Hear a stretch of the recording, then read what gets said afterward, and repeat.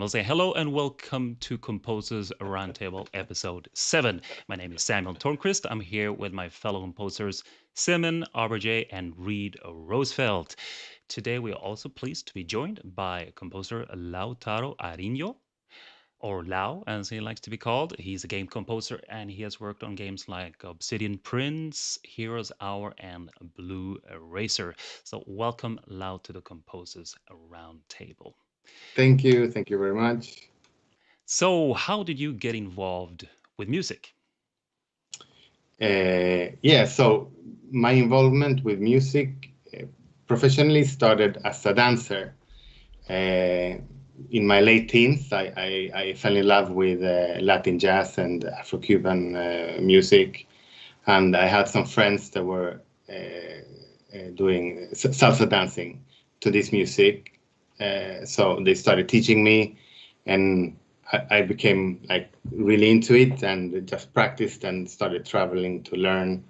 I grew up in Västerås, is the name of my hometown in Sweden. And then I moved to Stockholm, to the capital, to join a bigger dance team. And yeah, I spent 10, 15 years working as a dancer. And we would be doing choreographies to music that we liked. So we would edit the songs to make them shorter and better suited for a strong choreography, or we worked with live music as well. So we had to learn how to count beats and rhythmics and stuff like that. So I guess that was my first involvement. I ended up in Switzerland. I lived there for 4 years, opened my own dance studio. But then I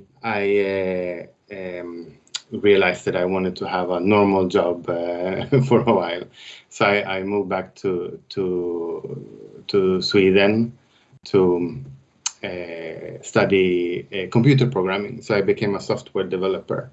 And while doing that, I had this period where I just were totally obsessed listening to music from my childhood, from video games, something that I always listened to. But I think I had a period of 3 or 4 years where it was like an aching obsession, like I couldn't get enough. I would listen to this all the time.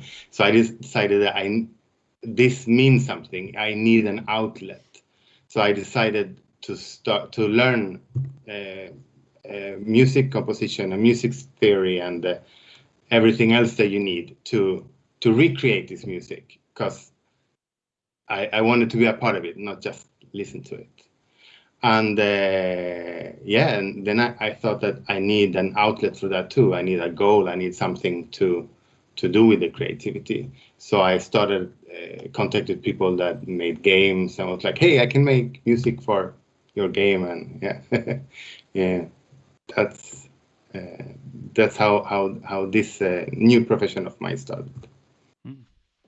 Sounds really interesting. Cool. So you said something about training. Do you have any musical training, or have you studied anywhere? Yes, I studied at the University of YouTube with you. This is one example. Yeah, no. I just I knew stuff. Like I understood the rhythmics because of the dance, and I knew that music have to harmonize, otherwise it sounds bad and you don't enjoy that. And I knew that if you take a keyboard and you take the white keys and take like one and then skip one and the next one and skip one, then usually it sounds good and it's called a chord. So with that I started Googling and YouTubing and everything else. That's how I learned. And also, friends. My girlfriend that I'm living with now, she actually has a more background of education. She went. How do you say, Samuel, in English? Like gymnasium. What's that? That's like high school is the equivalent, but So it's a musical high school. Mm-hmm. So like a performing arts school. Yeah. Like Fame, or like that. Yeah. like a special arts school. Yeah.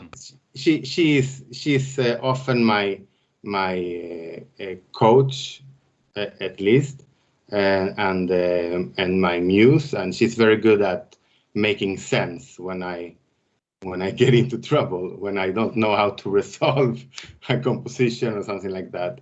She has been guiding me really, really good. She has a very good ear. That's important to have. Yeah, definitely. I think most of the things that I can be happy about today, that I feel have matured in my music, I think I owe to her, because it was very chaotic before. I think it can still be, but I think that if it's just chaos, then you can't really get a powerful sound either. It will just be a mess.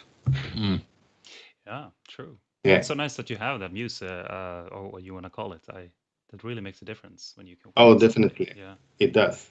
Yeah. It's like the tow truck that comes along and pulls you out of the ditch when you've ran off the road. It's like, let's go, so that's great. That's great. Yeah. Excellent. Yeah, it is. Very good point, actually. Something to think about, that whatever you have, family or kids or anyone, or somebody close, it's or friends or community, it's really valuable. So yeah. So I was wondering a little bit, how do you become interested in like making, I know you've done games and stuff. We might talk more about that later, but how did you become interested in actually doing music on the computer? Is that what everybody does nowadays? I don't know. Or did you start outside the computer, or? Yes. So I think that the thing is, I don't have any way of controlling these urges that I had through life, and this urge that made me go into this was just about composing. About composing. So I've tried my hardest to cut corners. Like I'd love to talk to you about this, because I never heard anybody else say it, but there are certain things that I just thought, I'm not going to spend my time on this because it's not what I want to do. So, for example, I don't know how to play an instrument. I can play a bit on the piano because I've been spending so much time with it, but I can't perform with any instrument, because I just thought that, of course, it's a great asset to be able to do it.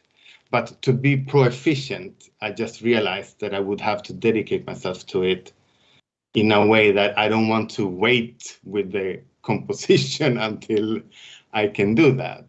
So that's one of the things. There are some more things, but so I need a way to make my compositions manifest. So that's how the computer came in. So that was a way to actualize it. Yeah, I think a lot of people recognize themselves that way. I just want to say myself, I do play instrument and all that, but one of the reasons out of many that I became so enamored by composition is that I wasn't that guy who could practice whatever 5 to 7 hours a day, and maybe you don't have to be that much, but I'm just showing, if you want to be a concert pianist, which I thought I was going to be once, that's kind of required, and I couldn't do it. It's just not in me. And no shame in that. There's just different ways of making music, and I found that composition was mine.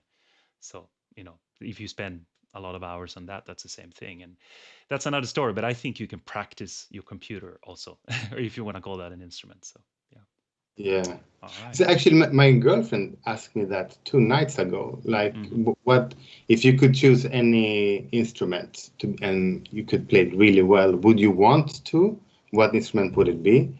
And my instant reaction was, yes, of course I would want to. I couldn't even decide. Like the violin, actually the viola, I think I would prefer. But also piano is amazingly versatile. I'm always so amazed about how pianists can virtually do any style of music, and just with a piano. But also some of the woodwinds, like oboe or clarinet. I think it's really amazing when you hear a good soloist. Yeah. It's just that I feel awe and I feel a kind of jealousy when I hear them, but I don't have that urge that would make me practice for hours to do it. I don't. Yeah, I know. Yeah, I know what you mean, and that's kind of the joy of having a computer. You have it all at your fingertips in a way. It's not the same as playing an instrument, obviously it's not, but it's still, I have this orchestra in my back pocket in a way.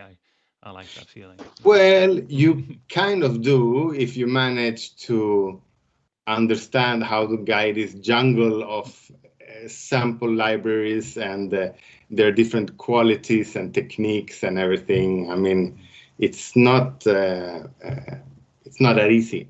No. But I still think that there are a lot of guys out there and who says you have to do this and that and blah blah blah. Sure, there are a lot of rules, but I still think there's so many open new grounds here that it's very hard to define, and one shouldn't listen too much to the way or what's proper.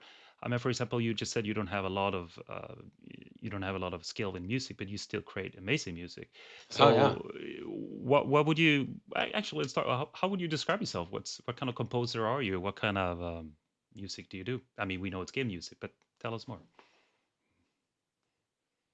Yeah. What kind of? I think I would describe myself as a composer, the same way as a computer coder. I'm the bipolar kind, because I spend half of the time being stressed out about that it's totally worthless, and the other half I'm like, I have created something, and it goes up like that. No, so from the start, I mean, it's all the amazing music that I grew up with, and that's I would say that the traditional, the old school game music, it's a mix of the sounds, because the technological the machines were not that good at producing sound, so they sound very synthetical.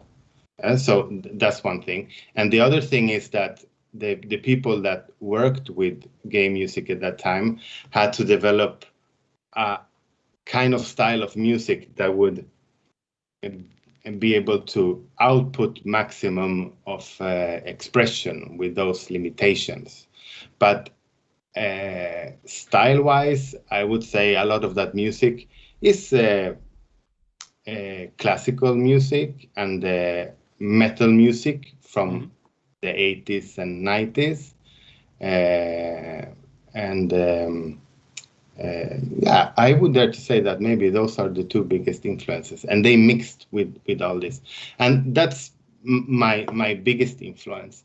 But now that I started working with composition, yeah, I don't know how to describe myself, because I always feel like I want to do everything. Like I haven't done enough funk music. I would love to do more like world music.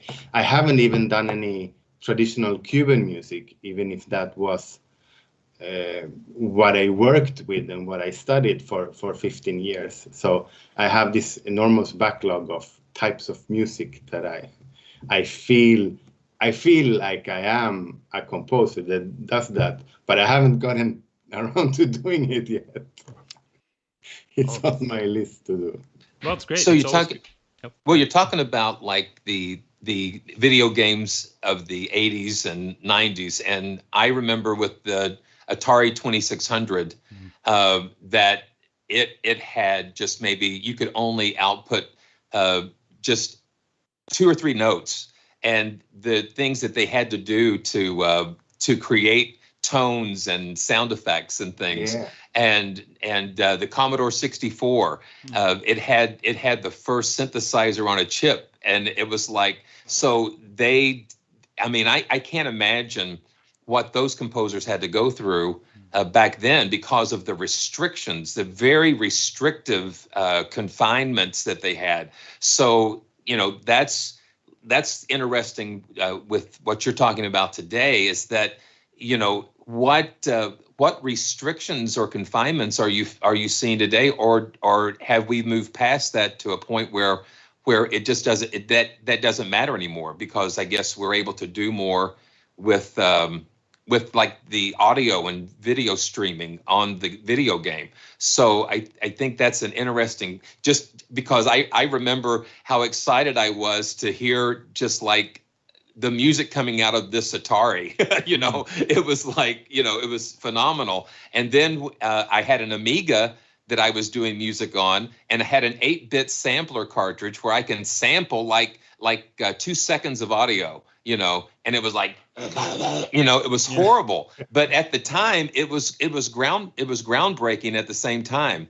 And then I think Christopher Sue had something about the music of Mario Kart, and it was absolutely full blown rock and jazz, just off the chain. I mean, so it's like, so we've come a long way, baby, you know, from where we started. And so like, I'm really interested in, you know, how are you working in the confinements of not being a keyboardist or that type of thing? You know, what tools have you been using to be able to do that?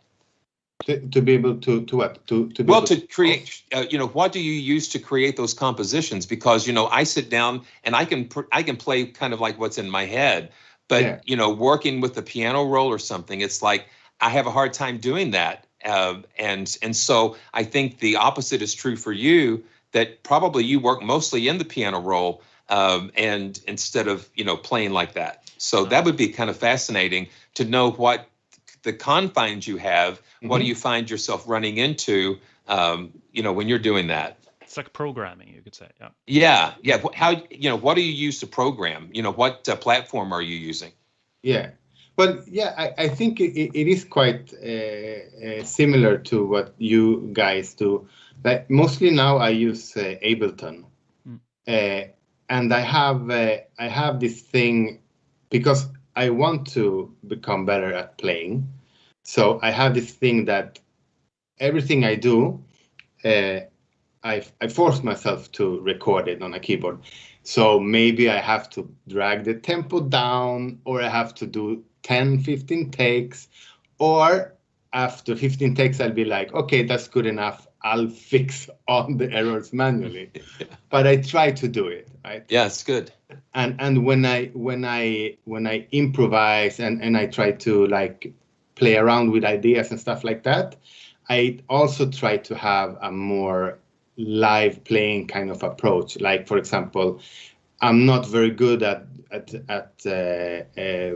playing a solo with my right hand and doing a complicated bass line with my left, and also get some chords in that like you guys do. I'm not very good at that. So maybe I'll program so that I have 2 octaves with a cool bass line. So I just press the root note of the chord, and I program the scale I'm in. So I have some kind of bass comp, and then with the right hand, I'm able to improvise a melody, and then I have an idea, and I'm like, okay, this seems to work.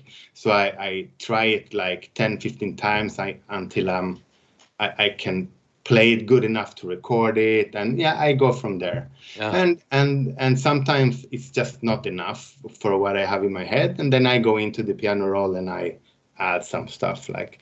But mostly the best, I would say, the most detailed version of my idea is intellectual, because I'm not able to produce it with my hands.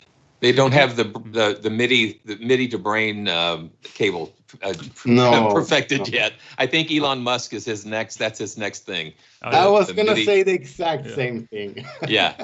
Do you think maybe there's connection between being a programmer, because I don't know if this is a question or not, but I can see if you sort of put in data anyway. Excuse me if I'm very crude in my language. I have a brother who's doing this stuff, programming. I thought maybe there's something to that in programming music that makes sense. You understand? That is a little bit different thinking, even though what you hear is always, the same perhaps, but the way you approach it. Does that For make sense sure, to you? for sure. Yeah. I think in general, well, I wouldn't say among musicians, but I think among, if you just take all people, musicians and non-musicians, there's a big, I don't know if I'm using the correct word, but like adversity, like people don't like that you talk about creativity, music, and things of passion, like if they would be the same thing as coding or mathematics or things like that. But I think that's a big shame. I mean, coders are known for being very square and stuff like that, but not at all. I think that maybe, yeah, a lot of coders have more tendencies towards the kind of this is an exaggeration, but probably you find more people there that are on the autism spectrum. So they don't maybe express themselves as vividly as others. But I would say among these people, they are passionate divas. And among coders, there's a lot of expressions in the code world that associates coding with poetry. Like, yeah, it's an art form, but music and art has a lot to do with patterns. Yeah, that's why we react to it. That it makes things fire in the brain because the brain recognizes different patterns without us being conscious about it.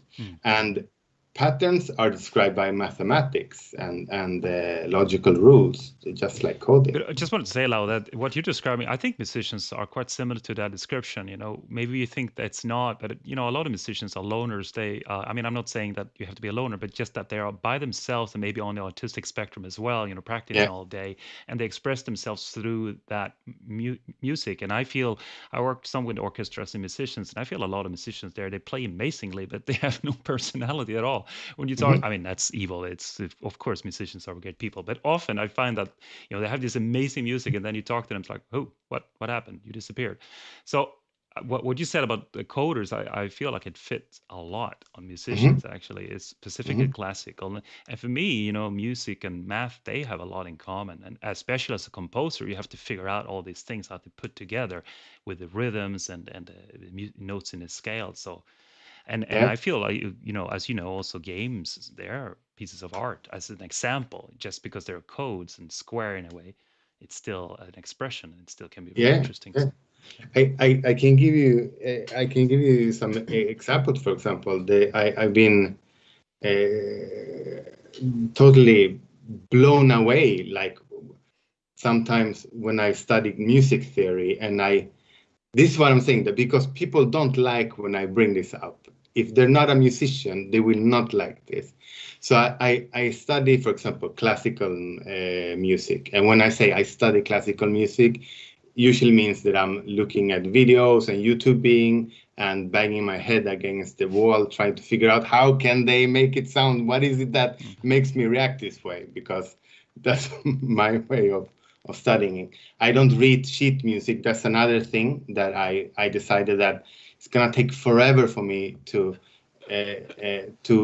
I mean, it's not hard to learn it, but to be able to use it as a tool when you're composing, like to just be able to read note and hear the music and just see it, I think I would have to practice so long time to be fluent in it. So I didn't do that. So what I do I find the classical song that I'm interested in understanding what makes it sound so good, and then I find it as a MIDI, and I load it into a DAW, and I analyze it in the piano roll. That's my way of studying the sheet music. Yeah. So I find the part that I like, and I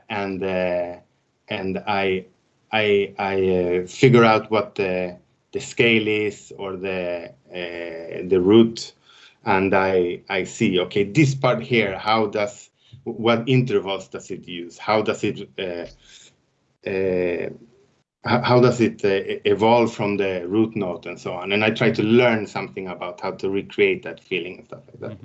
So, but having done this, sometimes I realized that for example, classical music or film music or all the music that today that comes from this music tradition, it's very, very intellectual.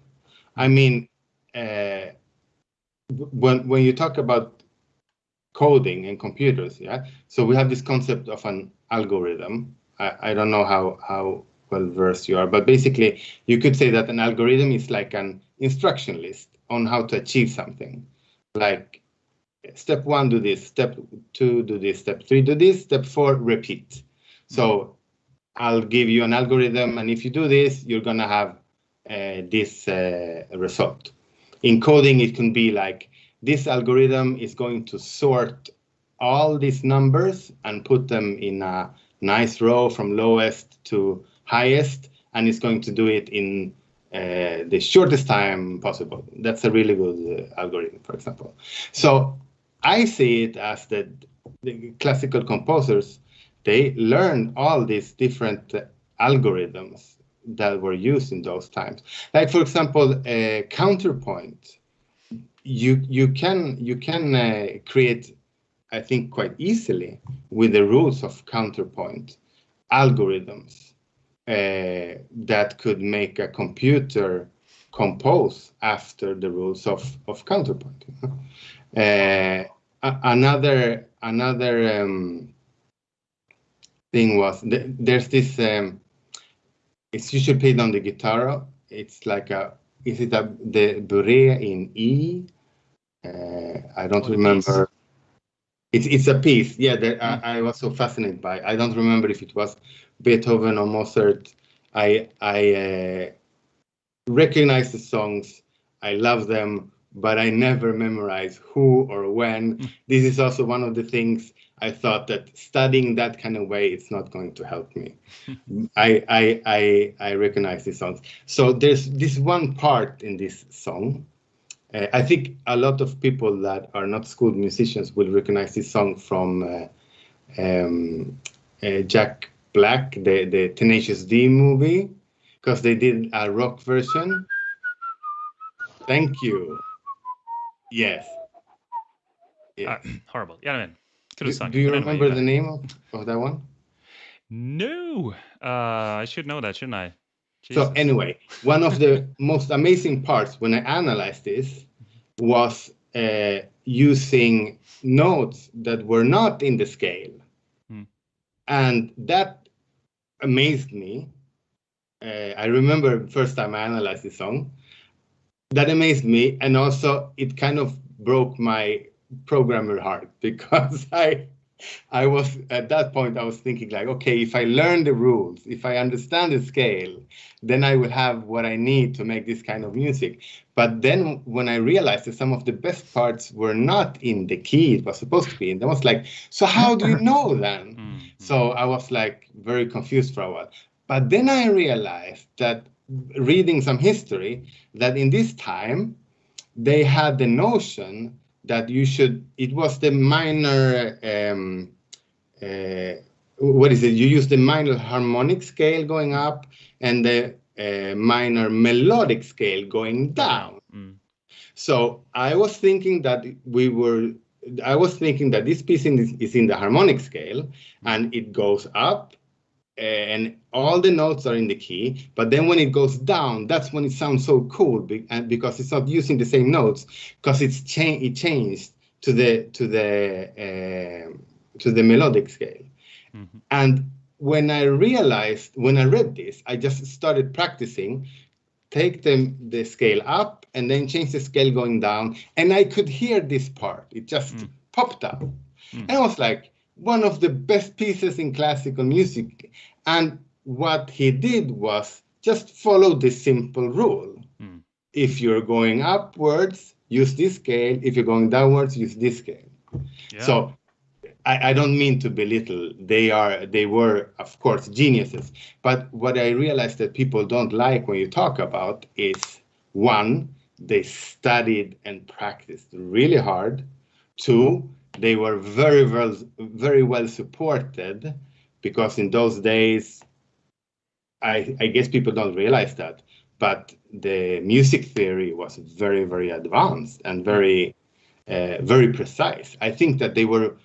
My impression. I don't know if you have any other impression. My impression is that they were much more rigid and much more theoretically structured about what you can do and how you should do stuff than we are today. And I think that people may have an opposite idea, that in those days things were less advanced because it was a lot of time ago and people were more just artistic or something like that. I don't know. What do you think? Oh, it's a big topic that I studied. Let's say that there were rules by the church, there were trends and likes by outside the church, and sometimes the theory came much later. So that you did something that was cool by imposed rules or a culture or a mix. And then much later we said, oh, that's Baroque music because they do this and this and this. So it's not always that set in stone, but it's like today. If you listen to, we have certain standards and it's following certain styles. But I was thinking, if you don't mind, because I'm really intrigued by this, how does one get involved? I'm actually going to leave it over to Simeon here and ask a little bit about how you get involved in computer music. Simeon, you're ready to take over? Oh, it's like I'm watching the Sam and Lautaro show. I'm just enjoying that. Yeah, exactly. Reid, what do you think? I'm curious about if you're working on a game, what that process is. I mean, how do you compose for something that has so many different storylines? So what's technically involved? That is such a good question, and it usually comes down to what the producers of the game are willing to do.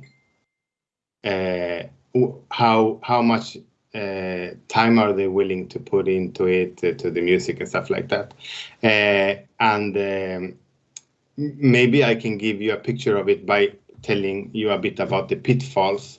So, for example, you can get some concept art. So they will tell you that we have this level, it's a world, and we want music to reflect it. And it's the serpent desert, let's say something like that. And so it's this desert, and the only creatures can survive there are different kind of serpents. So we want the music to reflect that. So you start composing some background music. This is just going to go well with the visuals of this world. And you also think about how does music sound in a world where there are only snakes, with the sound snakes do and stuff like that. And so maybe 1 year passes and this song has been there all the time and stuff like that. And 2 months before release, they realized that snakes are not really fun gameplay. So suddenly it's the magical desert of all kind of creatures. And maybe you don't have time to chase the music, and maybe you do. So yeah, it's very important. But I would say you can get concept art. You can get just talk with people and exchange ideas. I usually get very triggered when somebody that made, well, it's not a good word, triggered, inspired, when they tell me about this part of the game is like this, and then I have all these ideas about how the music could help make that narrative stronger. Yeah, but to answer your question, one very typical way is that you get to see some graphics and somebody tells you about what is going to happen in the game. Where are you when this music is going to play? And you start from there.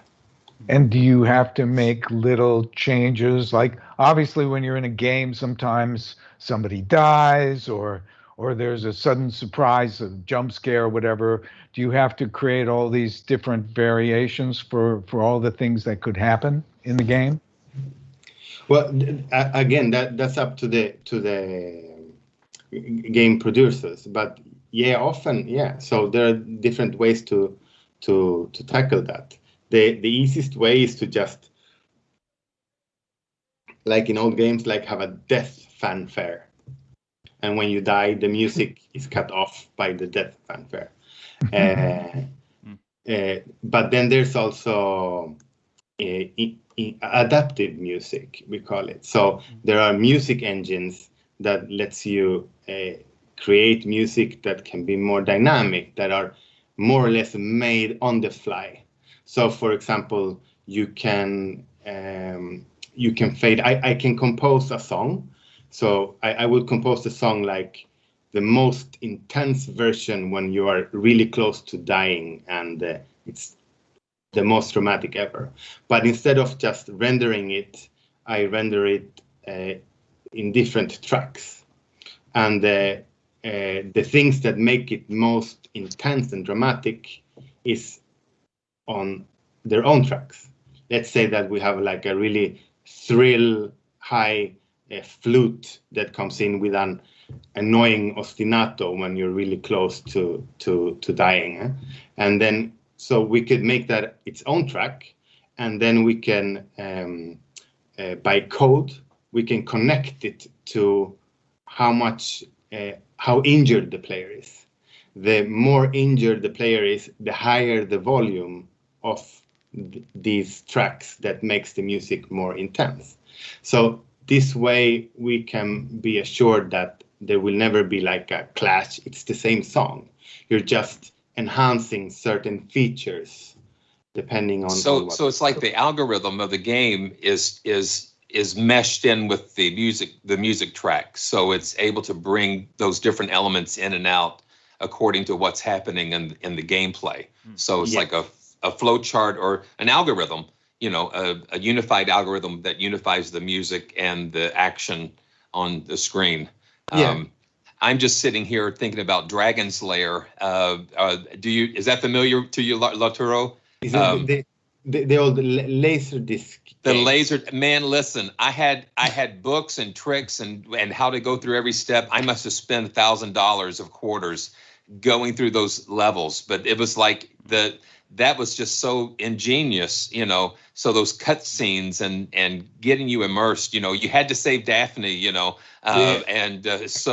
but like everything was tied into those algorithms and it would cut to those things. So it's, I guess this podcast has really taken me down memory lane a lot. So spent so much time in those arcades and now pinball is my thing now. I love the pinball machines. It's great, but they are algorithmic too, and they have music elements in there as well. But that's great. I have to say, Simeon, you really made me so happy because you brought up my two most important music creation devices in history: the Commodore 64. Was not my first computer, but it was my second. And for me, the SID chip is the best synth ever. The sounds that it can produce when made by a composer that knows this chip is amazing. And then the Amiga with the sampling capability that was really bad, but also the way that they tried to come over that and just use it for what it was and make it as the cool trackers. You remember the trackers, the tracker players. Yeah. So I was really happy to hear that you knew about that.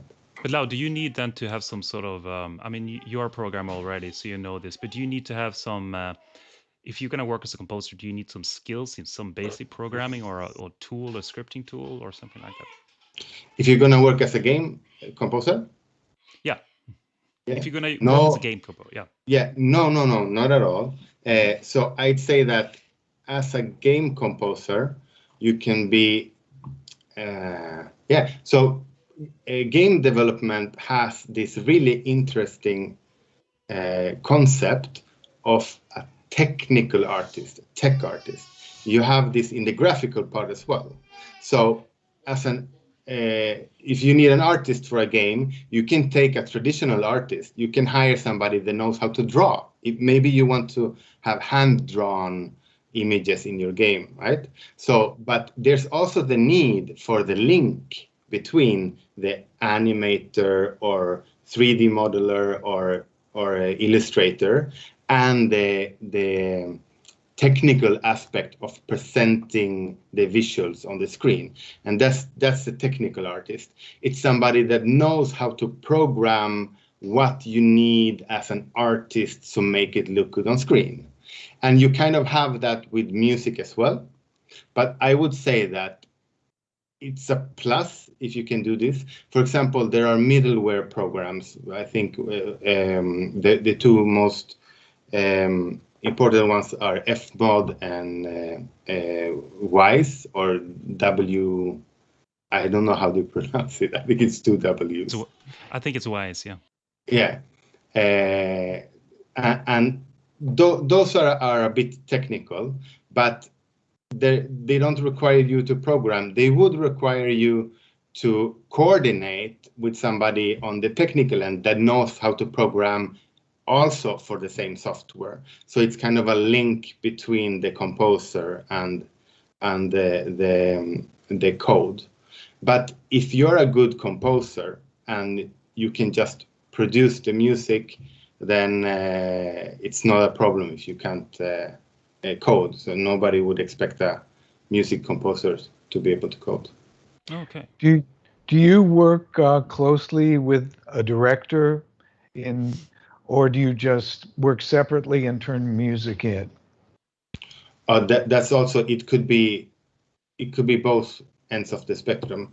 That's what I meant with when I said it's comes down to what the producers are willing to put into it. I of course would prefer to work with somebody that wants to be involved.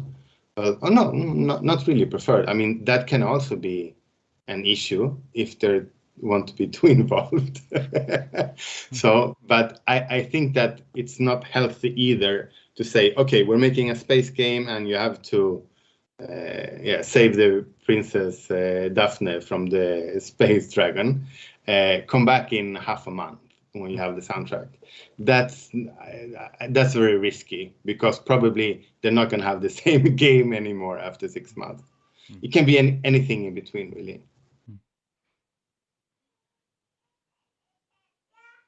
Cool. So how do you get paid, if I can ask? What is a game? How does it work for a game? Do people get a flat fee? Do they get paid for the time that they work on a game? I think it's quite similar to other composition areas. So it can be either way. It can be a flat fee, and there are rates. I think it's for the higher tiers of game development companies. The so-called AAA companies.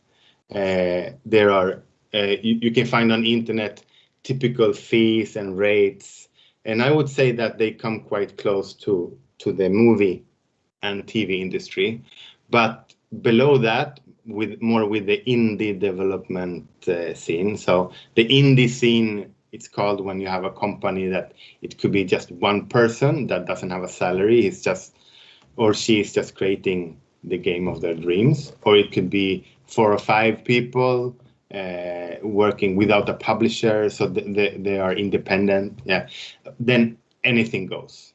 You just have to negotiate something. If there's anybody out there listening thinking about having questions about their career, then it's I think for beginning it's a struggle. There's so much music that's free, so the composition is really fierce, and at some point you're just gonna have to start charging, and you're gonna have to say no to the ones that want to pay you with exposure. I'd say that in the below the AAA or AA, it's also revenue sharing is quite common, and then typical would be, I would say, between 5 and 15% of the revenue for doing music. Maybe between 5 and 10 if you do music and also sound effects. If you're into that, then maybe up to 15 would be reasonable. I'm curious, when you're making chiptune music, you now can make pretty much anything you want using software, but do you limit yourself in the way do you ever write music as if all you had were the tools that people had long ago, or do you just use all the freedom you have now? That is such a good topic, and it's something I struggle with daily because there's a big chiptune underground community, and people that are into chiptune music are usually very, very into it.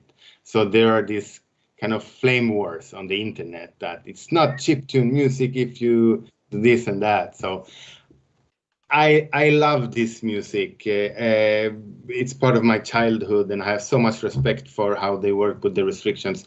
But I think that the restrictions are so cool because they created so much, but they can't be an end of their own. Like there's no reason to have them if they don't give you anything more than be able to brag and say, hey, I only did this with 3 channels.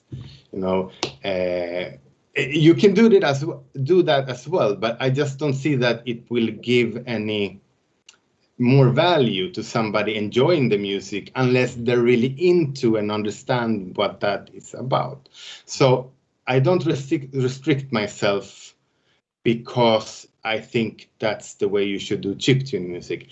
I restrict myself because I realize if I don't do, I risk it and not sounding like chiptune music. Mm-hmm. Yeah. So, for example, one of the things that made the music what it is that you can't play a chord.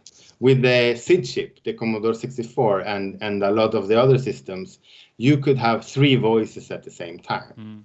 So, and that's not like we think about it today, that you can press 3 keys on the keyboard. No, you can press 3 keys on the keyboard, but when you press a 4th key, it's going to kill the first sound.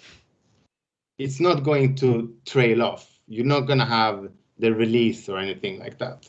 So you have to take all that into account. So they would never do a chord with 3 voices because, well, unless it was maybe like an intro part or like a break where you would only have these cool chords, chord steps. So what they would do to have chords is that they would play a chord on one channel with 1 voice, doing a very fast, I think in piano it's called a broken chord, like an arpeggio.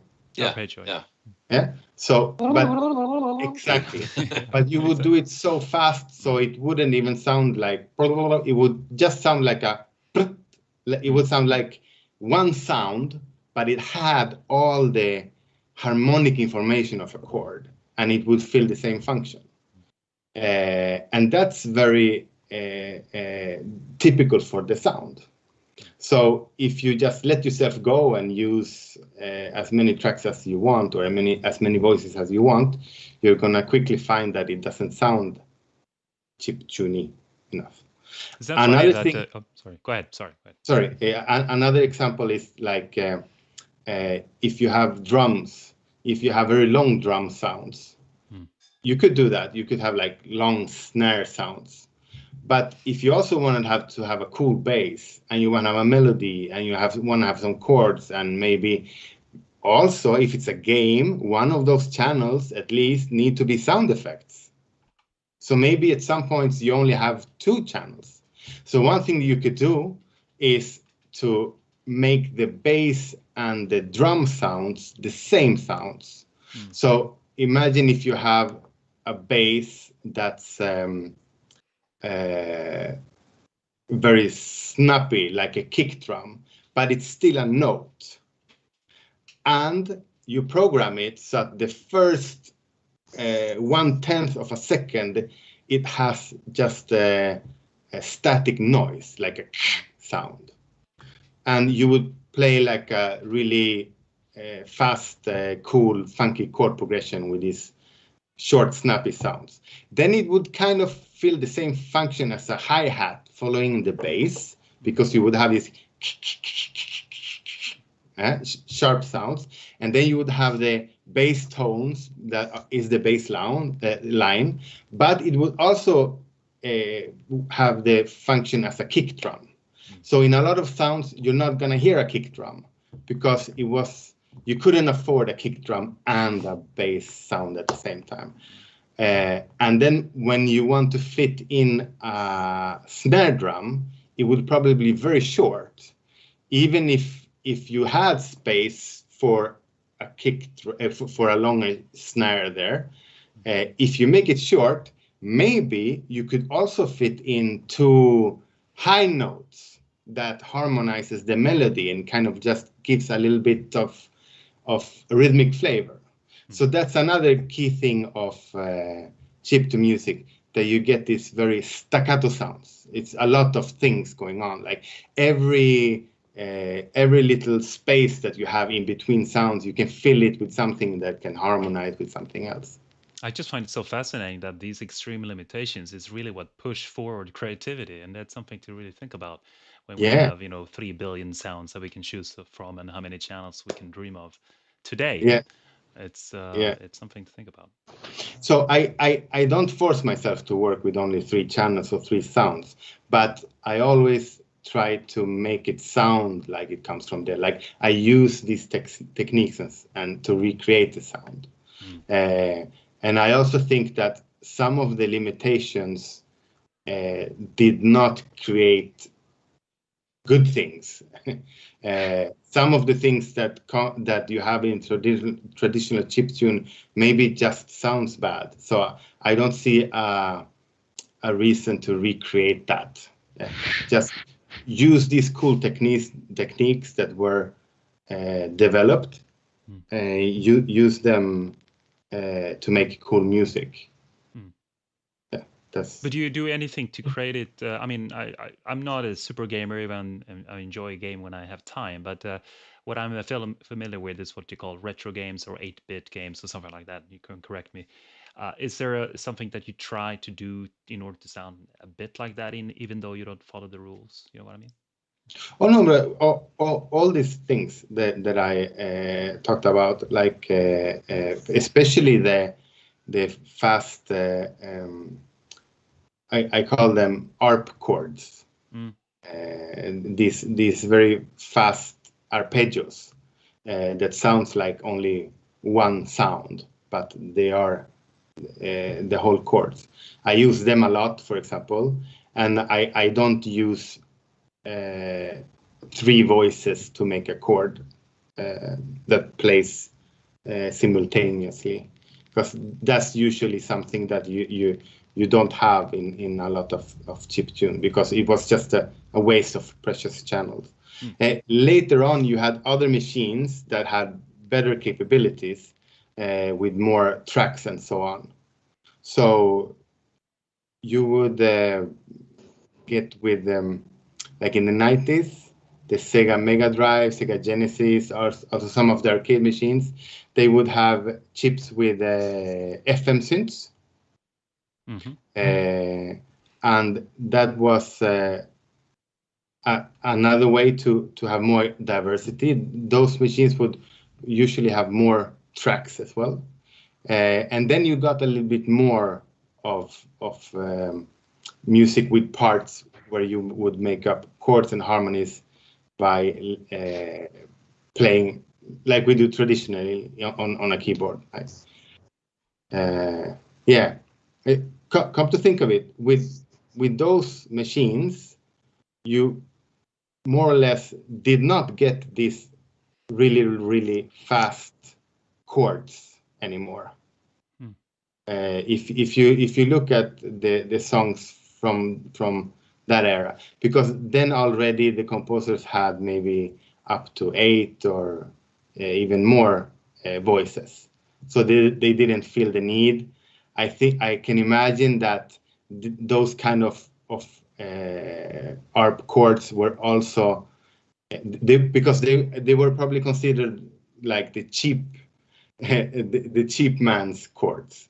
It's something that you do when you don't have better technique. So they didn't want to do that. I can imagine because it sounded old. But today it sounds retro, so people like that. Absolutely. Cool. Do you think it affected your work as a composer, the fact that you started out as a dancer? Yes. I think it affected me because I think that rhythm has been easier for me than harmony and traditional. So at least in the beginning, like I could, without studying any music theory, I could take a drum machine and put together some cool breaks and beats and loops and stuff like that. And I guess I always try to work with the melody and the harmonies rhythmically as well, because it's easier for me. Yeah, it's definitely good to have, as I call it sometimes, cross training, that you have several things that can really help you. If you study programming, dance, or painting, anything, it can definitely give you wisdom. So it's good to do many things, I say. Yeah, absolutely. Yeah. So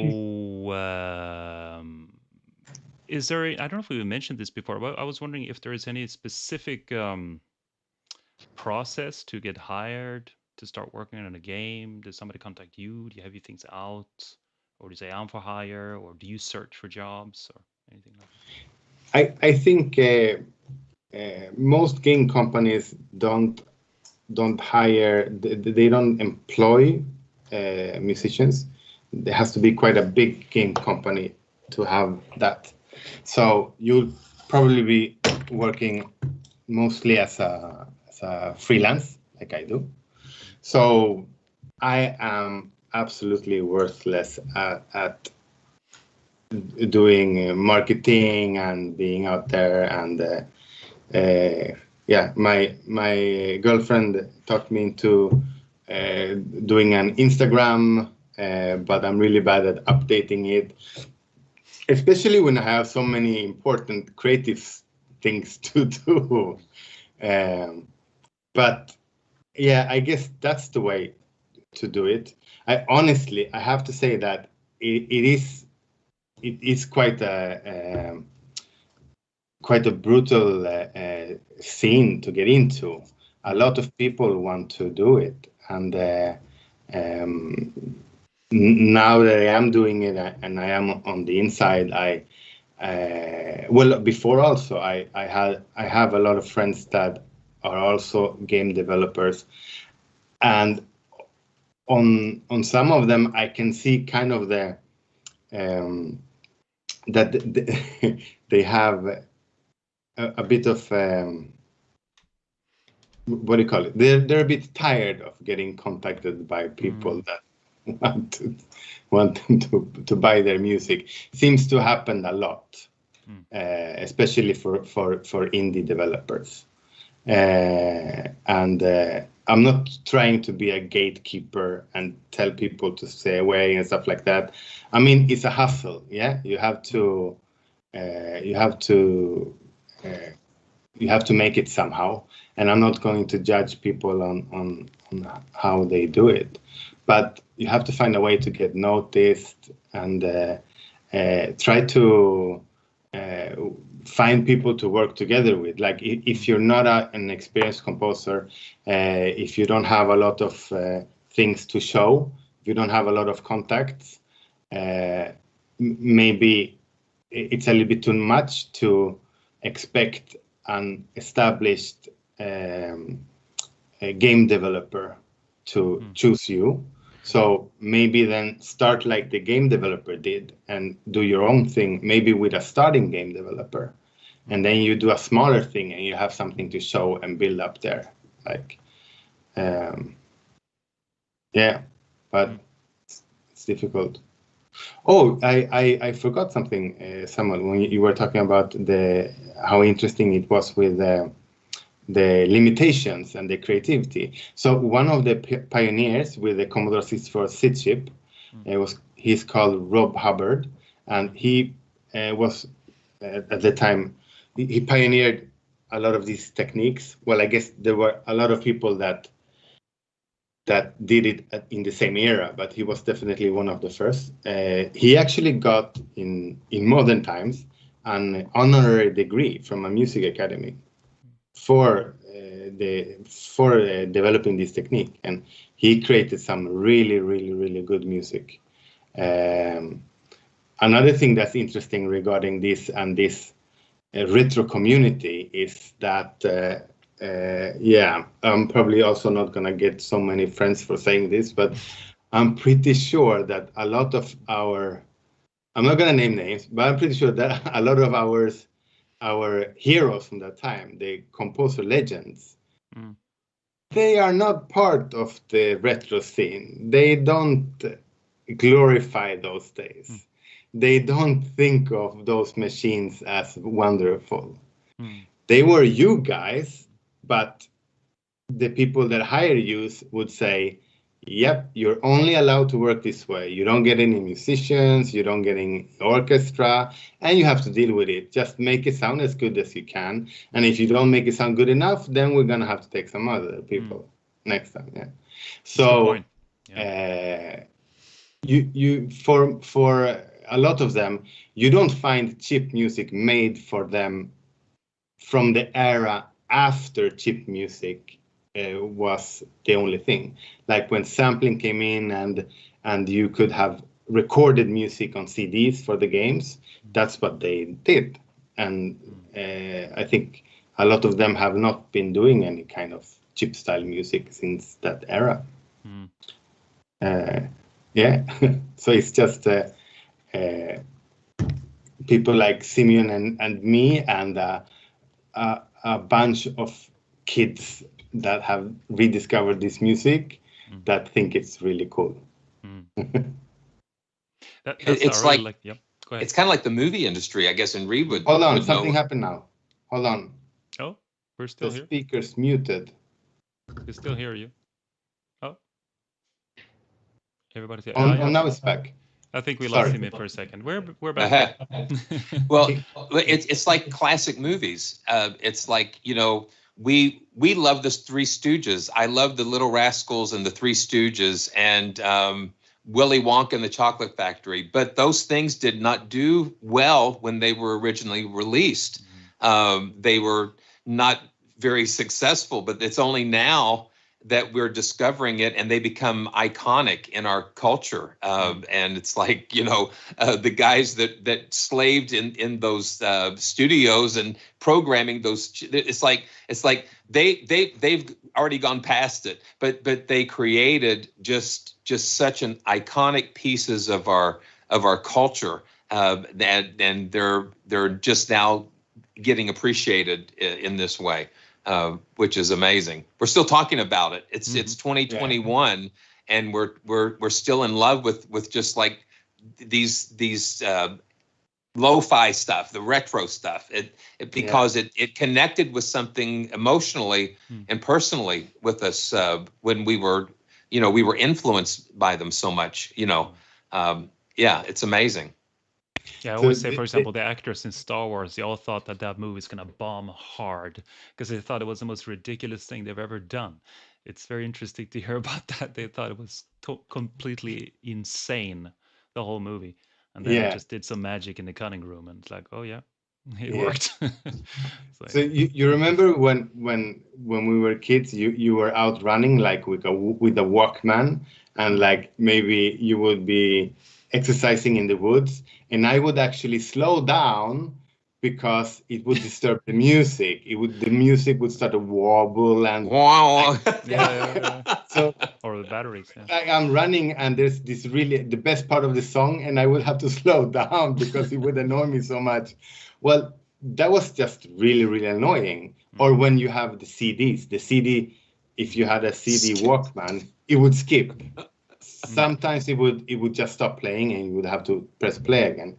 So, but this wobbling, that's like the basics of a lot of the synth music today. Like this. Yeah, we've got plugins now. We've got plugins now. It's a tape. It's a cassette.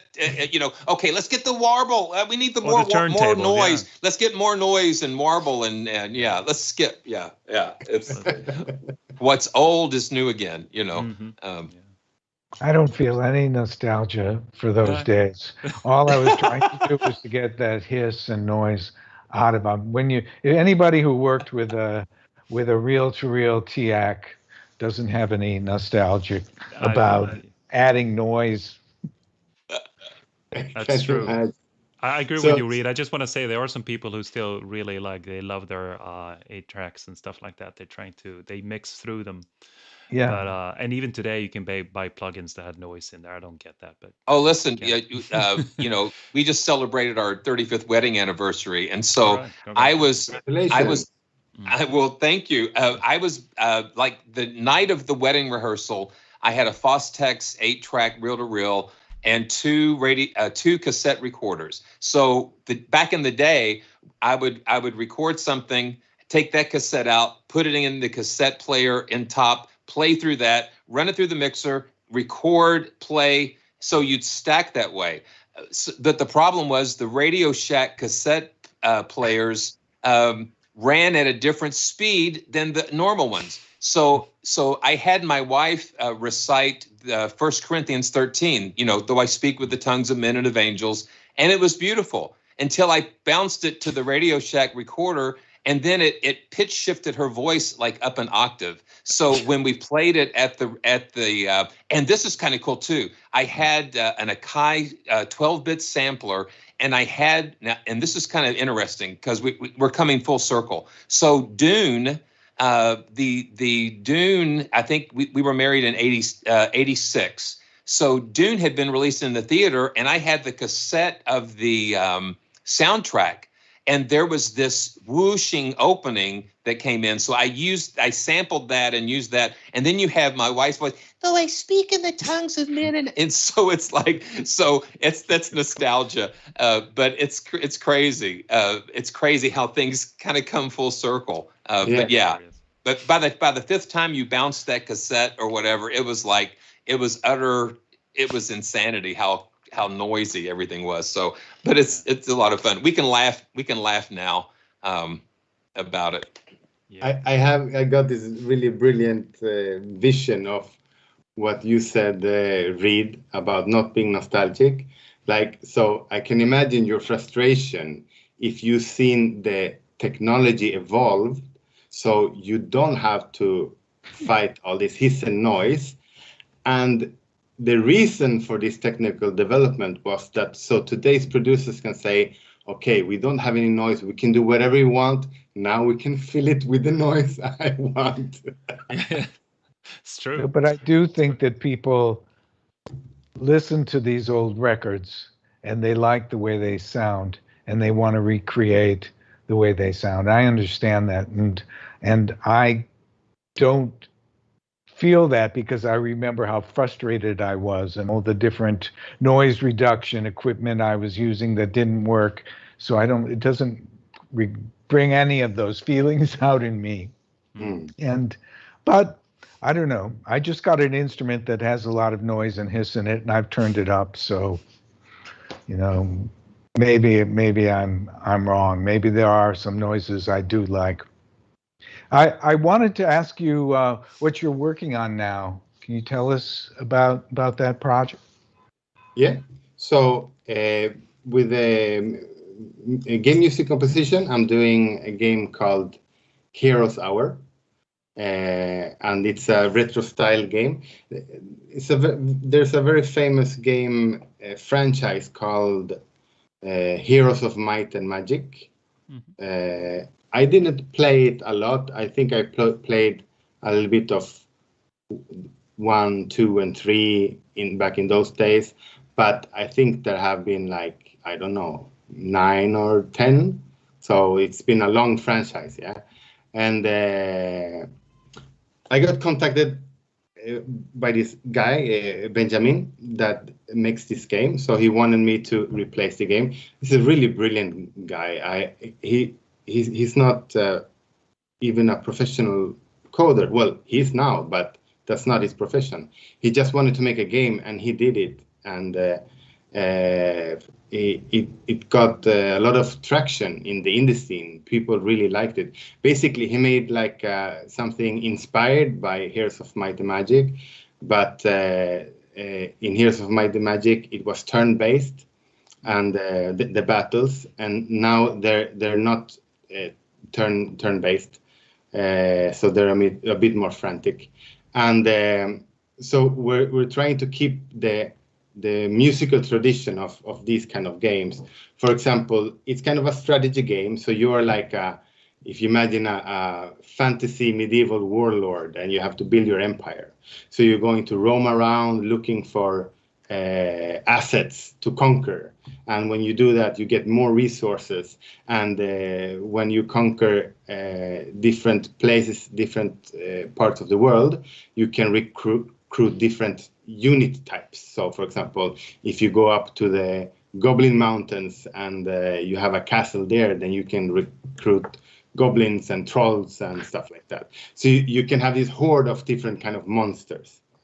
So, for example, when you are in a city in the Evil Mountains, then you click on that town to manage the town, decide what kind of buildings you want to invest in, and a lot of other decisions. So then you want to have music that that evokes the feeling of that culture, of that place, and so on. So you have all these different factions in the game, and they all have their own music. Another thing is the AI music. Still today, but more in those days, you would have to wait when you end your turn. The computer has to calculate what the other enemy factions are going to do, the computer run players.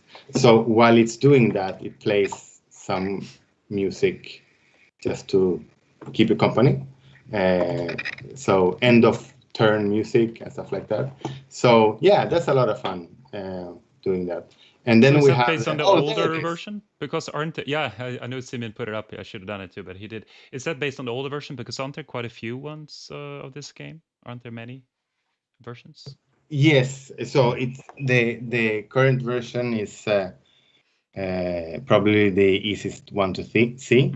But one thing though, when you look at the videos of people playing Heroes Hour, there are quite a lot of YouTube streamers and such that have shown it and played it. They all feature the old music, so none of that. Okay. So but the most recent version has some of my music and some of the old music. Basically, I came in there to replace the old music and to do the sound effects as well. Sounds like a lot of work. It's a big project. It is, but it's so much fun with this thing. Like, imagine if you get 10 different factions, and you get the history of each faction.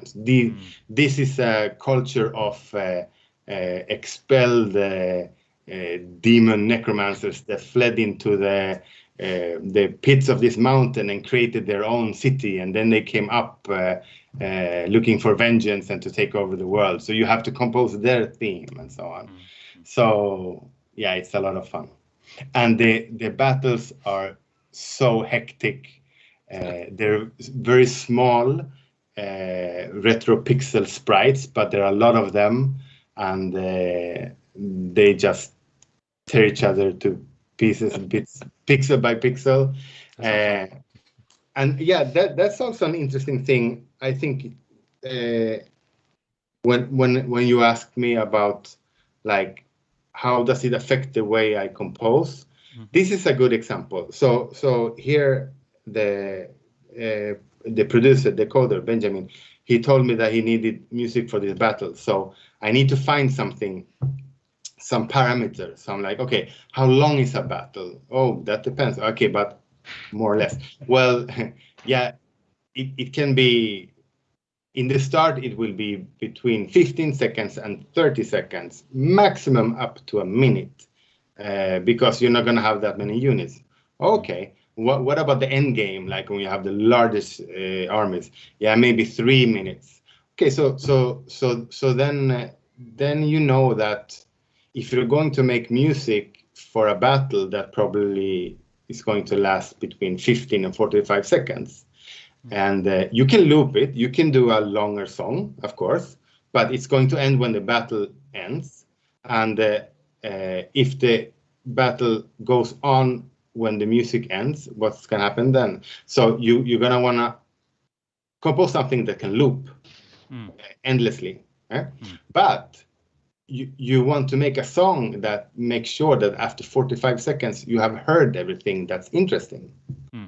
So if you make a song that's 3 minutes and then it cuts off at 40 seconds every time, and the best part is after 2 minutes, then it's not going to make sense.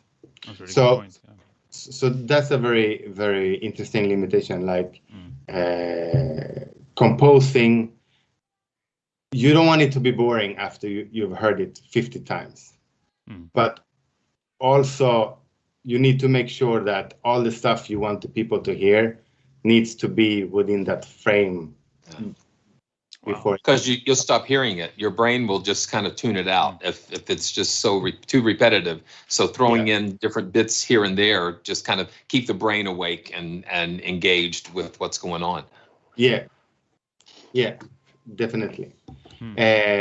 So that was a lot of fun. So I ended up doing some tracks for short battles and some tracks for longer battles, and then we're gonna have an algorithm that tries to figure out, based on the armies that clash, if this is gonna be a big battle or a shorter battle. And then there's another thing: if you have 100 units that all have these crazy sound effects, like when they attack each other and when they die, and then you could have music on top of that. You also need to make some kind of music that still works with that. So yeah, a lot of trial and error.